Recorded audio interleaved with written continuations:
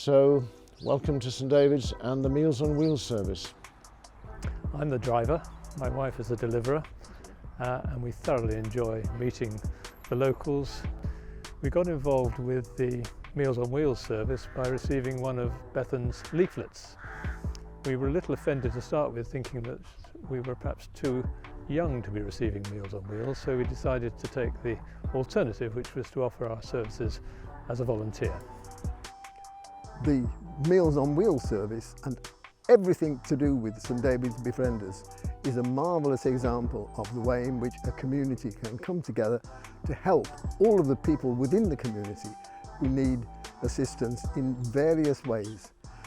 The delight on people's faces when the food box arrives, or the delight when the meal arrives, or the delight when somebody knocks on the door and just for a chat is something to behold.